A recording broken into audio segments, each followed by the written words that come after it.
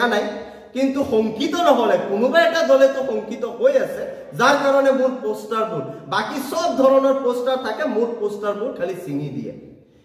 এই আপোনালোকে গুটে নগাঁও টাউনত ঘুৰিলেও গম পাই যাব যে বহুত জায়গাত মোৰ পোষ্টাৰখিনি চিঙি থৈছে যে মই আহিব নালাগে কণ্ঠ ৰোধ কৰিব লাগে তেওঁলোকৰ অন্যায় যে মই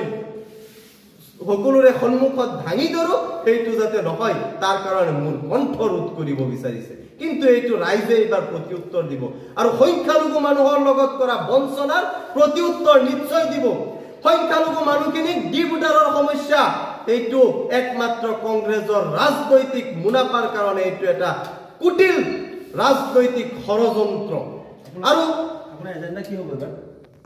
চাক এজেন্ডা কি হ'ব এজেন্ডা মোৰ এজেন্ডা বুলি কথা নাই মোৰ এজেন্ডা এটাই ৰাইজৰ ডেভেলপমেন্টই হ'ল মোৰ মুদ্দা মোৰ এক নম্বৰ এজেন্ডা তাৰ পিছত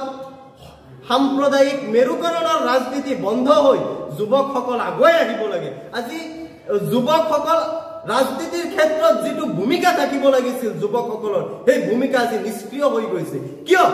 only for the bad politics একমাত্ৰ বেয়া ৰাজনৈতিককৰণৰ কাৰণে আজি যুৱকসকল কেইজন যুৱকক প্ৰাধান্য দিছে মোক কওক কংগ্ৰেছ হওক আৰু বিজেপি হওক কেইজন যুৱকক কেইজন নতুন মুখক প্ৰাধান্য দিছে সেইটো কওক যে 25 বছৰ হলে লোকসভাত প্ৰাৰ্থিত্ব প্ৰদান কৰিব পাৰে 30 বছৰ বা 25ৰ পৰা 30ৰ ভিতৰত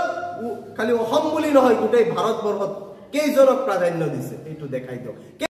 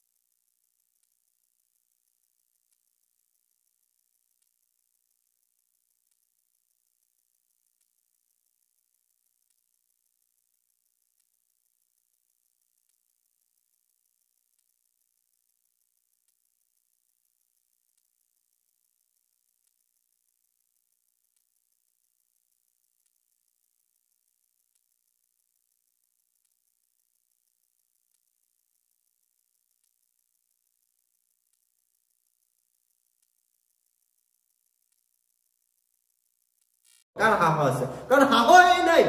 ইমান হইছে যে খালি ৰাজনৈতিক গাদ্দিত বহা আৰু টকা মুনাফা অৰ্জন কৰা টকা ঘটা আৰু এই মানুহখিনি আমাৰ ব্ৰেইনবোৰক কিনি লোৱা এইটো কিহতৰ হেৰি বাকি তো আৰু কোনো ইস্যু নাই না নিবনুৱা সমস্যা দূৰ কৰাৰ কাৰণে কিবা ইস্যু আছে না ডেভেলপমেন্টাল কিবা ইন্ডাস্ট্ৰিয়েলাইজেশন কিবা প্ৰজেক্ট আছে আজি চৰ অঞ্চলত ই হেৰি মানুহবোৰ কৃষিজীৱী তাত কেইটা কোল্ড ষ্টৰেজ স্থাপন কৰিছে হেতু কক প্ৰদ্যুৎ বৰদলৈ আৰু গৌৰৱ গগৈ আপোনাক কইটা কোন দল সংকিত হৈছে আপুনি এতিয়া দল কংগ্ৰেছ বিজেপি এআইইউডিএফ সবে সংকিত হৈ আছে মুখ লৈ বুলি নহয় ৰাইজে এবাৰ পৰিৱৰ্তন বিচাৰিছে সেই ৰাইজৰ পৰিৱৰ্তনৰ যেটো ঢৌ আহিছে সেই ঢৌৰ কাৰণে কি সংকিত হৈ আছে আপোনাৰ নামটো মোৰ নাম আবু ইউসুফ এমডি ৰায়হান উদ্দিন এনে সবে ৰায়হান ভাই বুলি জানে আৰু এতিয়া আপুনি কোন দলৰ পৰা খেলিব বা নিদল খেলিব না দলৰ সব মই দল বিৰোধী মানুহ কাৰণ দলে কাক টিকেট দিয়ে জুনে 3 কোটি টকা 5 কোটি টকা ডোনেশন দিব দলক এই মানুহক টিকেট দিব জুনে 5 কোটি বা 3 কোটি 5 কোটি টকা দি পেলাই টিকেট লব তেও ৰাইজৰ কাম কৰিব নে ধন গটিব হেতু গতিকে মই নিৰ্দলীয় আৰু দলীয় বুলি নহয় মই ৰাইজৰ কাৰণে ওলাই আহিছো ৰাইজৰ কণ্ঠ হিচাপে ৰাইজৰ সমস্যা খিনি মোৰ চকুত পৰিছে মই ইয়ত সকলৰ কাৰণে ওলাই আহিছো ইয়ত সকল আজি নিবনুৱা অৱস্থাত আছে আজি ইয়ত সকলৰ কৰ্ম সংস্থাপন নাই সেইখিনি আমি ব্যৱস্থা কৰিব লাগিব আমি সেইখিনিৰ কাৰণে একগোট হৈ আমি কাম কৰিব লাগিব